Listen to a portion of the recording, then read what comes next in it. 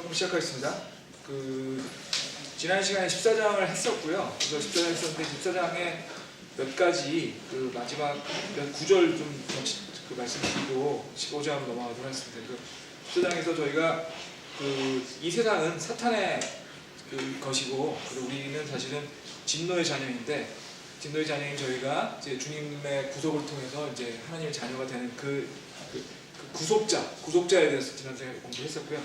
한두 가지 성경 구절을 좀 찾아보면요. 에베소서 2장 20절을 보겠습니다. 에베소서 2장 20절.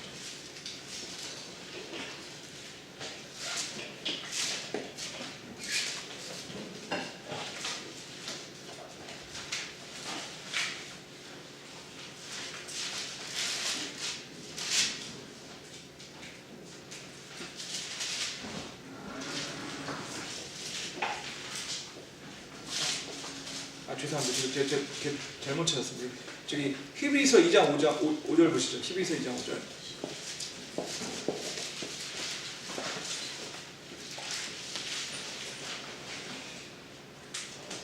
지난 시간에 말한 것들의 요약입니다. 지금 보면 히브리서 2장 5절부터 9절까지의 말씀을 보시면요. 주님의 아들, 그러니까 예수 그리스도께서 천사들보다 낮게 오셨다는 얘기가 있죠. 낮게 오셨다는 얘기가 있습니다. 낮게 오셨는데 그 낮게 오신 거에 대한 얘기가 5절부터 9절까지 있고요. 10절부터 왜 낮게 오셨느냐는 얘기가 있습니다. 그러니까 친족 구독자를 얘기하는 거죠. 10절 보시면 자신을 위해 모든 걸 존재하게 하시며 또 자신으로 말미암아 모든 것을 존재하게 하시는 그분께서 많은 아들들 영광으로 데려가신 이래서 그분의 구원의 대장을 고난들을 통해 완전히 하시면 합당하도다 이렇게 되어 있습니다. 14절 보시면요. 14절이 핵심 구절인데요. 그런즉 자녀들은 사물과 피와 함께 참여한 자들이므로 그분도 마찬가지로 같은 걸 일부를 취하셨으니 이것은 그분께서 죽음을 통해 죽음의 권능을 가진 자 곧 마귀를 멸하시고 또 죽음을 두려워하여 평생토록 속박에 얽매인 자들을 건져내려 하십니다. 지금 5절부터 15절에 있는 내용이 바로 친족 구속자로 주님이 오셔서 우리를 구원하셨다는 얘기입니다. 그러니까 지금 친족 구속자로 오시지 않으면 결국 같은 피를 가진 사람이 아니기 때문에 구원할 수 없다 이 얘기를 지금 하고 계시는 거고요. 그 다음에 히브리서 찾은 김에 히브리서 한두 구절만 더 찾아보면요. 9장 보시겠어요. 9장. 히브리서 9장.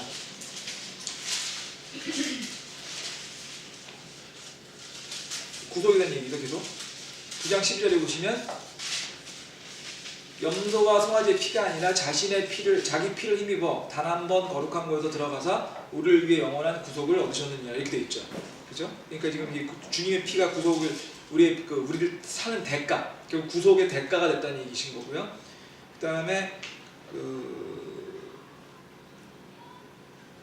14절 보시면 하물며 영원하신 성령을 통해 자신을 흠업 점없이 하나님께 드린 그리스도의 피가 죽은 행위로부터 너희 양심을 얼마나 더 많이 깨끗하게 하여 살아계신 하나님을 섬기게 하셨나. 지금 다 이 모든 내용들이 친족 구속자에 대한 내용들을 요약을 하고 있습니다. 그래서 정리를 해보면 결국 주님이 우리를 주님의 피를 통해서 구속을 하셨고요. 그 피로 구속하기 위해서 친족인 사람에서 오신 거고요. 사람에서 오신 분이 본인의 피를 대가로 지급함으로 우리를 원래 사탄한테 뺏겼던 우리를 다시 되찾으셨다 이 얘기입니다. 이 얘기 지금 하고 계신 건데요. 그러면 이제 그 다음 얘기 드리겠습니다. 그러면 우리가 구속받기 전과 구속받기 이후를 어떻게 요약할 수 있을까요?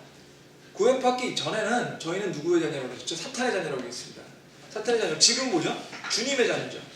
그러면 주님의 자녀과 사탄의 자녀의 차이를 말씀드리면 이렇게 생각하시면 됩니다. 사탄의 자녀는 육신의 뜻대로 사는 사람입니다. 자기 인생의 목표는, 자기 삶의 목표는 육신에 있는 거고요. 육신에 따라서 육신의 욕망대로 육신을 이끄는 대로 사는 사람. 그게 이제 진노의 자녀인 거고요. 지금은 구속받고 나면 우리 어떻게 되는 거냐면 하나님이 우리 인생의 주인 되시는 겁니다. 하나님이 인생의 주인 되시기 때문에 매 순간 하나님과 동행하고요. 그 다음에 하나님의 뜻대로 살고요. 하나님을 기쁘게 해드리라는 목표를 가지고 사는 삶. 그게 이제 구속받기 전과 구속받기 위의 삶을 대변하는 얘기고요. 그래서 원래 저희 구속받기 전에는 우리의 주인은 사탄이었고 지금 주인은 누구라고요? 예수 그리스도가 되는 거죠. 주님이 되는 겁니다. 그러면 주님은 왜 우리를 구속하셨을까라는 생각을 하고 있습니다. 왜 구속하셨을까? 주님을 우리 구속하신 이유는요. 우리가 주님을 섬기고 주님을 따르는 삶을 하시길 원하시기 때문입니다. 우리가 구속받고 난 다음에 우리가 할 일은 그러면 주님을 따르고 주님을 섬기는 일인 것이죠. 그래서 이런 얘기들이 친족 구속자의 하여튼 핵심이었고요. 14장은 이렇게 정리를 하고요. 15장 들어가겠습니다. 15장 보시면 또 내가 하늘에 있는 크고 놀라운 다른 표적들을 보니 일곱 천사가 마지막 일곱 재앙을 가졌더라. 하나님의 진노가 그것들을 안에 가득 채워져 있더라.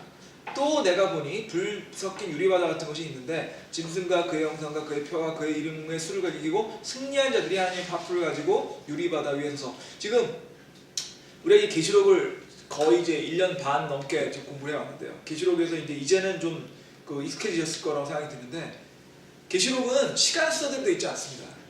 계시록은요, 어떻게 보면은 사도 요한의 관심에 따라서 이게 주제가 왔다 갔다 합니다. 그래서 시간 순서대로 가다가 중간중간에 삽입절이 있었고요. 삽입절이 다시 시간 순서로 가는데 그런 경우에 사도 요한의 장면이 바뀔 때마다 사도 요한이 다른 장면을 얘기할 때마다 나오는 표현들이 있습니다. 또 내가 보니 이런 겁니다. 그러니까 내가 보니 아니면 또 내가 보니 이런 말이 나올 때마다 어떤 거냐면 장면이 바뀌고 있는 겁니다.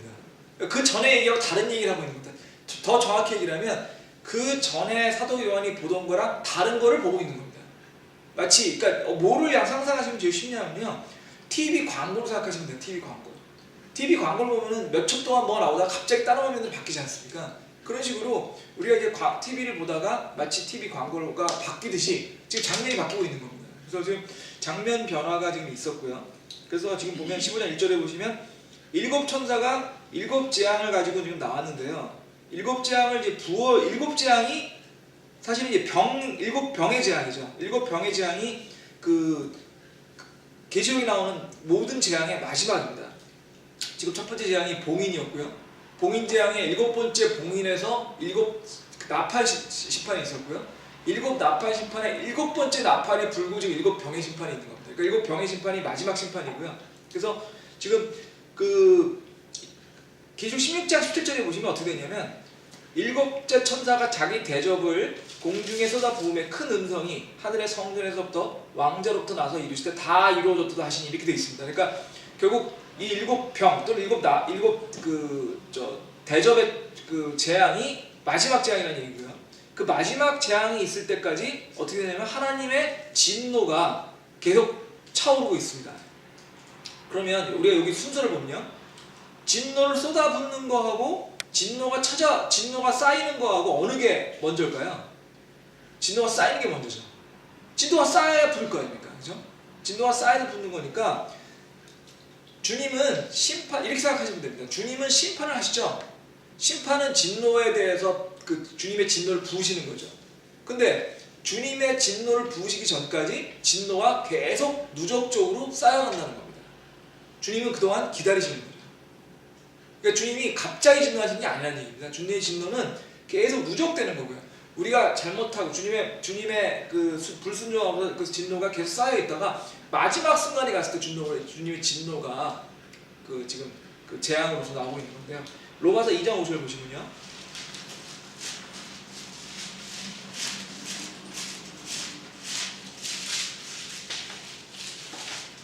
로마서 2장 5절.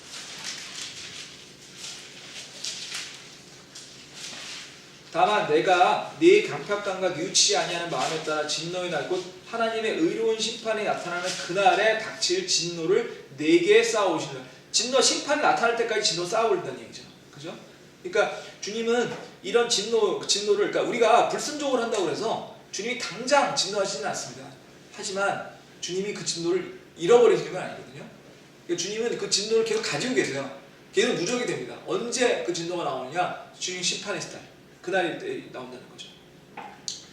그래서 여기에서 다시 한번 우리가 한번 확인할 게 있는 게 그러면 주님의 진노가 오는 이 환난기를 교회가 통과하느냐 안 통과하느냐 여러 번 얘기했었죠. 주님 교회는 이 환난기를 통과하지 않습니다. 근데 그 얘기에 대해서 다시 한번 우리가 관련되는 규정을 한번 볼 필요가 있는데요. 이런 진노가 오기 전에 교회가 이미 희화됐다는 얘기가 데살로니가 전서에 보면 나옵니다. 데살로니가 전서 5장 8절 보시겠습니다. 데살로니가 전서 5장 8절.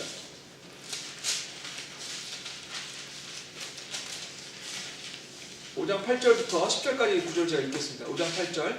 그러나 우리는 낮에 속하였으니 정신을 차려 믿음과 사랑의 흉곽을 입고 구원의 소망을 투구로 쓰자. 이 하나님께서 우리를 진노에 이르도록 정하신 것이 아니요 오직 우리 주 예수 그리스도를 말미암아 구원을 받도록 정하셨습니다. 예수님께서 우리를 위하여 죽으사 우리로 하여금 깨어있든지 자고 있든지 자신과 함께 살게 하려 하였었으니라. 여기 5절 9절에 보시면요, 하나님께서 우리를 진노에 이르도록 정하신 게 아니라는 거죠. 그죠? 그 뒤에 보시면 구원을 받도록 정하셨다고 그랬습니다. 그렇기 때문에 이 구절만 봐도 우리가 이 하나님의 진노의 때가 오기 전에 교회는 주님의 그 백성들은 휴거됐을 거라는 걸 이제 알 수가 있는데요. 다시 한번 로마서 5장 8절 보시고 5장 로마서 다시 돌아가셔서 로마서 5장 9절 보시겠어요. 로마서 5장 9절에 보시면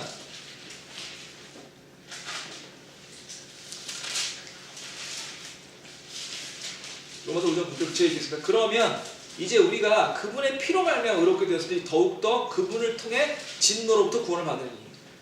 왜 진노에서 구원을 받는다는 얘기죠? 그 진노가 오기 전에 교회가 휴거된다는 뜻입니다. 그래서 이런 구절을 봤을 때 우리는 이제 이 진노의 때는 이미 환란기가 오기 전에 주님을 믿은 사람들, 주님의 백성들이 된 사람들, 주님의 자녀들이 된 사람들은 이 환란기를 통과하지 않고 이미 구원을 받는다라는 얘기를 알 수 있고요. 그 다음에 그러면 이 시점을 한번 보겠습니다. 그럼 이 시점에서 이 대접의 재앙은 그럼 언젠가라는 걸 한번 다시 한번 볼 필요가 있는데요. 이 대접의 재앙이 언젠지를 보기 위해서 지금 이제 16장 2절 잠깐 보시겠습니다. 계시록 16장 2절.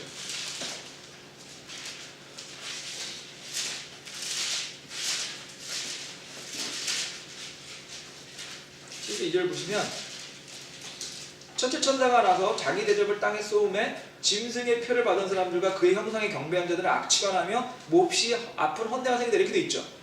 그러면 짐승의 표를 받은 사람들한테 지금 그 대접이 벌어진다는 얘기는 짐승의 표를 이미 받았다는 얘기죠. 그죠? 그럼 짐승의 표는 언제 받았죠? 적그리스도가 자기의 본색을 드러내고 자기가 사탄이라는 게 나타나고 난 시점에 짐승의 표를 주지 않습니까? 그럼 그게 언제입니까? 3년 반이 지난 다음입니다. 환란기 3년 반 동안에는 적그리스도가 자기의 진짜의 모습, 사탄의 모습을 드러나지 않았거든요. 근데 그러지 않다가 3년 반이 지난 이후에 적그리스도가 나타나서 자기의 본색을 드러나니까 그 본색을 드러남으로써 짐승의 표를 주게 되거든요. 근데 그 짐승의 표를 받은 사람들한테 지금 이 대접의 재앙이 가니까 그 얘기는 짐승의 표를 받고 난 이후니까 최소한으로 봐도 3년 반 이후라는 얘기죠. 근데 이제 좀 더 현실적으로 생각을 해보면 3년 반 이후에 적그리스도가 나타나게 되고요. 적그리스도가 나타나가지고 적그리스도가 짐승의 표를 받지 않으면 고통을 주겠다고 해가지고 사람들을 협박을 하고요. 그런 것 때문에 견디다 못해서 짐승의 표를 받은 사람들이 생기니까 3년 반 직후는 좀 얘기가 안 되겠죠. 3년 반 이후에 적그리스도가 나와서 자기가 이제 그런 짐승의 표나 이런 거에 대한 겁을 주고 사람들을 압력을 넣는 건 그 시간이 필요할 테니까 3년 만보다 어느 정도의 시간이 지난 이후에 이게 나온다고 보여야 돼서 보통 이제 성경학자들 얘기하면은 이거는 환란기의 끝쪽일 확률이 높다는 얘기인데 그게 그럴 수밖에 없는 게 이 7재앙이 끝나고 나면 환란기가 끝나는 거거든요. 모든 지도가 끝나는 거니까 그렇게 생각해보면 이거는 최소한 3년 반이 지나야 되고 그 중에서도 특히 7년 재앙날의 거의 마지막 단계일 것이다 라고 보는 게 제일 정확한 편일 것 같습니다. 그래서 이거는 하여튼 환란기 3년 반 이후 환란기 끝쪽에 가서 지금 짐승의 대접의 재앙이 나오는 걸 알 수 있고요. 그래서 이제 이런 내용들이 이제 15장 1절에 있는 내용을 갖고서 알 수 있는 얘기인데요. 그 다음에 이제 보겠습니다. 또 내가 보니 불 섞인 유리바다 같은 거 있는데 거기 위에 승리한 자들이 그 유리바다 위에 서서라고 돼 있죠. 유리바다를 좀 오늘 살펴보겠습니다. 지금 이제 성경에서 특히 계시록이나 아니면은 에스겔서나 아니면 다니엘서에 보면은 다니엘이나 에스겔이나 사도 요한이 자기들이 본 환상을 얘기하고 있습니다. 환상을 하고 얘기하고 있는데 환상을 얘기하고 있다 보니까 그 내용을 보면은 도대체 이게 뭔 소린가 하는 것들이 꽤 있습니다. 근데 그거는 이렇게 생각하시면 됩니다. 여러분들이 한 번도 보지 못했던 내용, 한 번도 보지 못하고 한 번도 상상하지 못했던 걸 갑자기 보게 됐을 때 여러분들이 그거를 금방 이해할 수 있겠어요? 아니면 여러분이 지금까지 여러분들이 봐왔던 거하고 비교해서 이게 과거에 이런 것이 아니었을까라고 비교해서 보시겠어요? 당연히 과거에 여러분이 봤던 거랑 비교해서 보겠죠. 지금 사도 요한도 그렇고 다니엘도 그렇고 에스겔도 그렇고 환상에 있는 내용들이 설명들을 내용을 보면 뭔가 보긴 봤는데 그 보긴 본 거를 자기가 과거에 봤던 거를 가지고 설명을 하다 보니까 이게 이해가 안 되는 겁니다. 우리 입장에서 보면. 그러니까 우리가 만약 그 영상을 봤으면 우리도 이해가 되겠죠. 이해가 되면 뭔지 알겠죠. 이게 뭐겠구나. 근데 그게 아니라 다니엘의 눈으로, 에스겔의 눈으로, 사도 요한의 눈으로 본 거를 그 사람들의 표현을 한 걸 보다 보니까 진짜 이게 뭔지는 어떻게 보면 우리도 어느 정도 추정할 수밖에 없는 겁니다. 왜냐하면 그 사도 요한의 그 설명했다는 거니까. 근데 보세요. 유리 바다 같다고 했어요. 그죠? 유리 바다 같다고 그랬습니다. 근데 그 뒤에 보시면 유리 바다 위에 섰다고 그랬습니다. 이게 뭔 소리일까요? 유리 바다는 뭐고 유리 바다에 이거에 대해서 가장 이제 여러 성경학자들이 설명을 하고 있는데요. 근데 하나 중요한 걸 보시면 유리 바다가 있는데 서 있다고 그랬습니다. 그럼 유리 바다라고 하는 거는 뭐냐면은 뭔가 투명한 것 같죠. 바다니까 넓을 것 같습니다. 그러니까 좀 물같이 좀 투명한 느낌이 있는데 그리고 불이 섞였다고 하니까 그 안에 불 같은 것이 보이는 것 같아요. 그래서 섞여 있는데 그것이 바다라고 하니까 뭘까요? 넓은 것 같아요. 굉장히 크고 넓습니다. 그런데 그 위에 서 있습니다. 그러면 유리 바다나 딱딱한 느낌을 확 높죠. 저는 이 성경학자들이 설명하는 것들 보면 이런 설명이 되어 있는데 저는 이게 어떻게 이해가 되냐면 얼어붙은 물 같은 느낌입니다. 그러니까 뭐냐면 바다처럼 물이 쭉 있어요. 물이 있는데 그게 어은 겁니다. 얼면요, 여러분들 그 얼음 생각해 보시면 얼음이 딱딱하니까 당연히 위에 쓸 수 있죠. 딱딱해지니까. 근데 얼음이 있는데 얼음 속이 완벽히 투명하진 않잖아요. 여러분 물 같은 거 아무리 깨끗한 물을 해도 얼음이 보면 기포도 있고요. 중간중간에 뭐 안에 뭐 다른 것들이 섞여 있어도 어느 정도는 투명하지 완전히 투명하지는 않습니다. 즉 그런 느낌입니다 지금. 그래서 그렇게 생각하시면 지금 되는데 재밌는 게 이렇게 유리 바다라고 하는 표현들이 성경에 굉장히 많이 나옵니다. 굉장히 여러 번 나옵니다. 근데 이 유리 바다가요. 그 사도 바울 고린도전서 13장을 보시겠습니다.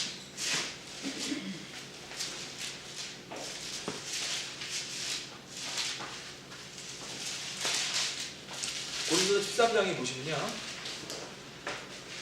13장 12절이요.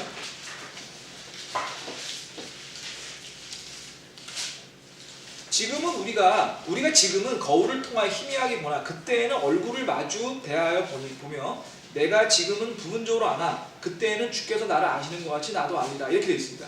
이게 유리바다랑 연결되어 있습니다. 왜 이게 유리바다랑 연결되어 있는지 볼게요. 성경에는요 하늘이 3개가 나옵니다. 하늘이 3개가 나옵니다. 그래서 보통 3층 천이라고 얘기하는데 첫 번째 하늘은 지금 여러분이 보는 바로 대기권의 하늘입니다. 공기가 있고 우리 지구를 덮고 있는 하늘, 그게 이제 우리가 알고 있는 하늘이죠. 첫 번째 하늘이고요. 두 번째 하늘은요 그 지구 위에 있는 우주입니다. 우주가 이제 지구가 있고 태양계가 있고 그 위에 은하계가 있고 그 은하계 위에 이제 우주가 있지 않습니까? 그 우주 전체가 둘째 하늘입니다. 우리가 과학에서 얘기하는 소위 말해서 뭐 천체 물리학이라든지 이런 데서 얘기하는 그 우주가 그 둘째 하늘까지입니다. 둘째 하늘 이상의 거는 과학에서 얘기하지 않습니다. 과학의 대상이 아닙니다. 이거는 모르니까 과학에서 알 수 없는 거니까. 둘째 하늘은요 그 둘째 하늘까지가 있고요. 셋째 하늘은 그 둘째 하늘 그 다음에 있는 하늘입니다. 그게 이제 우리가 보통 말하는 영원한 왕국, 우리가 죽으면 갈 수 있는 천국 이런 곳입니다. 어디가 누가 계신 곳? 주님이 계신 곳. 그거는 우주가 있고 그 우주 그 위에 있는 겁니다. 그걸 정확히 이해하셔야 되는데요. 우리가 지금 보통 그 과학자들이나 아니면 물리학자들이 얘기하는 천체 물리학들이 얘기하는 그 우주라고 하는 건 둘째 하늘이에요. 셋째 하늘은 그 이상의 거라는 걸 꼭 아셔야 되거든요. 그런데 셋째 하늘과 둘째 하늘은 비어있지 않습니다. 그 안에 뭔가가 있어요. 그 뭐가 있냐면 물층이 있습니다. 그 물층이 보통 성경에서 여러 가지 표현이 나오는데요. 그 물층이 궁창이라고 하고 수정 색깔의 궁창이라고도 하고요. 그 다음에 유리 바다라고 하고요. 물층이라고도 합니다. 좀 비슷비슷하지 않으세요? 물로 되어 있는 층이 아니라 얘기하는 거고 유리 바다 아니 우주를 덮고 있으니까 얼마나 크겠습니까? 그러니까 이걸 유리 바다라고 얘기할 수도 있고요. 근데 그게 궁창인데 그 궁창이 이제 근데 그게 수정 색깔이었습니다. 물이 깨끗한 물이 얼면 어떤 생각이죠? 수정 느낌이죠. 그 수정 색깔. 그래서 지금 사도 바울은 뭘 얘기하고 있는 거냐면 우리 지구에서 셋째 하늘에 계신 하나님을 보는 겁니다. 누굴 보는 거죠? 셋째 하늘은 예수님을 보는 거죠. 정확히 말하면. 그러면 어떻게 보죠? 일단 공기를 통해야 되겠죠. 그 다음에 우주를 통해서 그 다음에 물층을 통해서 그 다음에 있는 거예요. 셋째 하늘. 그러면 우리가 어떤 눈으로 봐도 하늘을 통해야지 물층을 통해야지 하니까 정확히 볼 수가 없는 거죠. 그래서 지금 사도 바울이 뭐라고 얘기했냐면 지금 우리가 거울을 통해서 본다고 그랬어요. 거울을 통해서 본다고 그랬죠. 12절에 보면. 그 거울이 그 유리 바다를 얘기하고 있습니다. 유리 바다를 얘기해서 그러니까 우리가 지금 셋째 하늘을 우리가 보려면 반드시 유리 바다를 통해서 봐야 되는데 그거는 마치 얼음을 통해서 얼음 밑에 있는 물을 보는 거하고 똑같은 거예요. 얼음 통해서 물을 보시면 뭔가 보이긴 보이는데 잘은 안 보여요. 서울에서 이제 그런 일이 별로 없지만 이제 예를 들면 옛날 같으면 개울가라든지 아니면 이제 호숫가 같은 데 가면은 얼음이 끼어 있고요. 그 밑에 물고기들이 다니는 경우가 있죠. 그럼 밑에 얼음 위에서 이렇게 보시면 물고기가 보입니다. 보이기는 움직이는 게 특히 그 색깔이 있은 물고기는 잘 보이죠. 하지만 정확히 보이지는 않습니다. 왜냐면 얼음이 완전히 투명하지 않거든요. 딱 그런 느낌입니다. 사도 바울이 그렇게 얘기하고 있는 거예요. 근데 우리가 언젠가 주님의 왕국에 가게 되면 주님 영원한 천국에 가게 되면 그 셋째 하늘에 올라가게 되니까 그때는 지금처럼 그렇게 물층을 통과하지 않고 보니까 기본적으로 주님을 더 명확히 볼 수 있다. 그 얘기를 지금 하고 있는 거예요. 고린도전서에서. 그래서 요걸 내용을 보면 결국 이 성경에서 물층이라는 것이 얘기하고 있다고 볼 수 있는데요. 욥기를 보시면요. 욥기에 37장 18절에 보시면요. 37절에 보면 그대가 그분과 더불어 단단하고 부어 만든 거울과 같은 하늘을 펼쳤느냐? 이렇게 되어 있습니다. 지금 단단하고 부어 만든 거울 이것도요. 얼어붙은 유리라고 생각하셔도 되지만 얼어붙은 얼음이라고 생각해보세요. 그 얼어붙은 얼음을 쭉 펴가지고 얼음에 비춰보면 거울처럼 비칠 거 아닙니까? 그러니까 그런 점에서 이 거울이라고 하는 이것도 셋째 하늘과 둘째 하늘 사이에 있는 그걸 얘기하고 있는 겁니다. 이해되시죠? 근데 이게 굉장히 재밌는 게요. 그 우주를 놓고 보면요. 이 우주에서 물이 존재하는 방식이 있어요.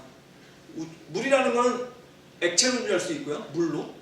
얼음으로 돼가지고 고체로 존재할 수 있고 아니면 그냥 완전히 기화돼가지고 기체로 할 수 있죠. 그렇지만 보통 우리가 물이라고 하면은 액체거나 고체를 얘기합니다. 근데 이 우주상에 물이 존재하는 방식은요. 우리가 지금 보고 있는 물 같은 형식으로 하는 형식은 사실상 거의 없습니다. 지금까지 밝혀진 거로는 지구상에밖에 없어요. 그러니까 이게 물이 흐르는 형태의 물이 있는 경우는 지구상밖에 없습니다. 액체 형태는. 우주에 있는 물은요. 전부 다 고체 상태입니다. 얼어 있습니다. 왜 그러냐면 춥거든요. 무지무지 춥거든요. 그러니까 이 우주의 온도라는 게 무지무지 춥기 때문에 우주에서 있는 물은 지금까지 발견된 거는 지구를 제외한 물은 전부 다 얼음입니다. 여러분들 화성에서 물이 발견됐다는 얘기 들으셨죠? 그 화성에 물 발견도 얼음이에요. 얼음 상태입니다. 그리고 여러 가지 하여튼 소행성에서 물이 발견됐냐. 근데 물이 왜 중요하냐면 생명이 물하고 연결되어 있기 때문에 물이 중요한데 우주에서 지금까지 발견된 거에 의하면 물은 전부 고체입니다. 그러면 보세요. 셋째 하늘과 둘째 하늘에서 둘째 하늘이 우주예요. 셋째 하늘 우주에 있는 물이 그냥 제 생각에는 물보다는 얼음으로 있다는 게 더 자연스러운 느낌이거든요. 근데 지금 설명하는 걸 보면 얼음을 본 것 같아요. 지금 그 사도 바울이 얘기하는 것도 그렇고 욥이 얘기하는 것도 뭔가 투명하고 딱딱하고 아주 넓은 층을 보고 있는데 그거를 설명을 유리바다라든지 수정 같은 궁창이라든지 이렇게 얘기하는데 이건 제 해석입니다. 제 느낌은 마치 딱딱하게 얼어있는 그런 얼음층 같은 걸 본 게 아닌가라는 생각이 들거든요. 그래서 그런 점에서 유리바다라는 것들이 이제 성경에 여러 번 나오고 있는데 우리가 하나 이제 여기에서 하나 또 알아야 될 게 있습니다. 이제 셋째 하늘 얘기가 나왔으니까 보통 보면요, 그 성경을 주님을 이제 믿지 않는 사람들 그러니까 주님을 믿지 않는 사람들 보면은 가장 못 믿는 것 중에 하나가, 물론 부활도 잘 안 믿지만 천국과 지옥을 믿지 않습니다. 천국과 지옥을 믿지 않습니다. 심지어는 신학자라고 하는 분 중에도 천국과 지옥을 믿지 않는 분들이 많습니다. 현대 신학자들 상당 부분이 천국과 지옥을 믿지 않습니다. 그리고 또 뭐가 있냐면은 뭐 우리가 알고 있는 이단들, 뭐 여호와의 증인, 천국은 믿는 것 같은데 지옥은 믿지 않습니다. 그러다 보니까 이 천국과 지옥에 대해서 상당히 어떻게 보면은 많은 사람이 믿지 않는데, 근데 사실은 우리 믿음의 근본이 천국과 지옥에 연결되어 있다고 볼 수 있거든요. 그러니까 주님이 계시는 곳, 주님이 앉아 계시는 천국, 그 천국이 결국 우리가 언젠가 영생에서 갈 곳이라고 믿는 게 우리 믿음의 핵심이고, 또 어떻게 보면은 그 주님을 믿지 않았을 때 우리가 지옥에 간다는 것도 또 우리 믿음의 핵심이기 때문에 천국과 지옥에 대해서는 상당히 중요한 개념인데도 불구하고 굉장히 많이 안 믿고 있어요. 근데 제가 뭐 안 믿는 분들을 뭐 믿어라고 강요한다고 믿으실 것도 아닐 것 같고, 근데 저는 이제 믿는데요. 성경에 나오는 천국과 지옥에 대해서 가장 중요한 개념은, 성경에 나오는 천국과 지옥은 굉장히 자세하게 설명이 되어 있고요. 자세하게 설명이 되어 있고, 그것은 천국과 지옥은 위치로 설명이 되어 있습니다. 그래서 성경에서 말하는 천국은 결국 아까 말씀드린 그 셋째 하늘이라고 해가지고 명확히 나오고 있고요. 그 셋째 하늘은 우주가 아니고요, 우주 그 이상의 것입니다. 우주보다 더 큰 개념이고요. 그 다음에 지옥은 우리가 살고 있는 지구상의 이 사실은 가장 가운데 있는 소위 말하면 핵이라고 하는 그 안에 지옥이 있다고 얘기를 하고 있거든요. 그런데 이런 부분들이 이제 상당 부분이 안 믿으시는 분이 많이 안 믿는데, 저는 과학자도 아니고 뭐 과학에 별로 그렇게 관심 있는 사람도 아니기 때문에 뭐 잘은 모르지만 그래도 뭐 기본 교양으로서의 과학 지식은 있습니다. 근데 하나 재밌는 게요, 소위 말해서 이제 천체 물리학이나 이런 데서 말할 때 우주 탄생을 얘기할 때 얘기하는 게 빅뱅이라는 겁니다. 빅뱅을 들어보셨죠? 빅뱅 들어보셨죠? 빅뱅이 뭐냐면 우주는 어떻게 창조가 됐느냐, 언젠가 뭐 몇십억 년 얘기하더라고요. 그 몇십억 년 전에 아주 조그만한 그런 점에서 갑자기 폭발이 일어나면서 지금의 우주가 생겨서 지금 우주가 계속 펴지고 있다. 이게 빅뱅 스토리입니다. 제가 친구 중에 하나가 천체물리학 박사하고 지금 대학교 교수인데요. 그 친구가 뭐 당연히 무신론자입니다. 그 친구하고 얘기를 하다가 그 친구가 그 얘기를 하더라고요. 이건 빅뱅. 내가 빅뱅을 믿는 거나 천지창조를 믿는 거나 도대체 뭐가 다르냐 그랬어 제가. 아니 그 한 점에서 터져나와서 이게 다 있다고 한다면, 그럼 그 점 이전의 거를 천지창조를 믿기 위해서 그 전 이전에 하나님이 계시고 하나님이 그걸 한순간에 이루셨다고 하는 거나 빅뱅이랑 다를 게 뭐 있냐 그랬더니 다들 못하더라고요. 대답을 못하더라고요. 그거는 뭐 과거의 대상이 아니고 어쩌고저쩌고 하는데 결국 대답을 못했습니다. 근데 더 재밌는 건요, 빅뱅이 그 다음에 맨 마지막에 어떻게 끝나냐 하면 빅크런치라는 걸로 끝납니다. 빅뱅은 뭐냐면요, 터져서 커지는 거잖아요. 어느 순간이 되면 그게 응축이 된다는 거예요. 그래서 언제 멸망하냐면 그것이 한 점으로 다시 돌아간다는 거예요. 그러니까 빅뱅으로 터졌다가 다시 천지창조가 됐다가 최종적으로 지옥의 불에 떨어져서 없어지는 거라고 얘기하는 우리의 우주관이랑, 빅뱅이랑 빅크런치를 얘기하는 우주관이랑 엄청나게 복잡한 수학 공식으로 써있을 뿐이지 저는 별로 다른 게 없을 것 같아요. 더 정확히 얘기하냐면 빅뱅이나 빅크런치 뒤에 거는 그 전에 거나 그 뒤에 건 얘기를 못 하거든요. 왜? 모르니까. 제가 말씀드리는 취지는 뭐냐면 우리가 알고 있는 과학 지식이라고 하는 게 굉장히 제한된다는 겁니다. 우리가 알고 있다는 세계관이라는 게 굉장히 제한된다는 거예요. 우리가 지난 몇백 년 동안 쌓아왔던 과학이라는 게 사실은 어떻게 보면 별거 아니거나 그렇게 높지 않은 겁니다. 우리가 우주는 알고 있어요. 우주는 알고 있습니다. 우주는 둘째 하늘까지거든요. 셋째 하늘은 전혀 모릅니다. 이 과학적으로. 우리는 성경을 통해 알고 있는 거예요. 성경을 통해 알고 있는데 저는 그래서 어떻게 생각하냐면 우리의 과학 지식으로 그 성경이 맞냐 틀리냐 얘기하기 전에 과연 우리의 과학 지식은 제대로 아는 거냐는 거에 대한 걸 생각해 볼 필요가 있을 것 같고요. 우리의 과학 지식이 명확하지 않다는 걸 우리가 안다면 성경에 있는 지식을 우리가 과학으로 부인한다는 건 말이 안 되는 게 아닐까요? 과학 얘기하지 말고 역사 얘기 드리면요, 제가 말씀 여러 번 드렸잖아요. 1900년대 초반까지는 아시리아라는 데가 아시리아가 성경에밖에 안 나왔습니다. 아시리아는 기록이 없었어요. 전혀. 성경 외에는. 그 아시리아가 니느웨가 1900년대 초반에 발굴이 돼서 알게 됐거든요. 그럼 아시리아가 발굴되기 전까지 아시리아 없었냐? 몰랐던 거죠. 근데 성경이 있었거든요. 우리가 몰랐던 겁니다. 그럼 우리가 멍청한 겁니까? 성경이 잘못된 건가요? 저는 과학적으로 생각하거든요. 그러니까 셋째 아들 얘기를 할 때마다 저희 친구한테 그 얘기를 해요. 왜냐면 그 우리가 알고 있는 건 둘째 아들밖에 모르는데, 네가 알고 있는 건 둘째밖에 모르는데, 셋째 아들은 그 이상의 것인데 그걸 둘째 아들을 아는 네가 앉아 틀냐 얘기하는 거는 마치 2차원밖에 모르는 사람이 3차원이 맞냐 틀냐 얘기하는 똑같은 얘기다. 대답 못해. 근데 재밌는 거는 똑같이 첫째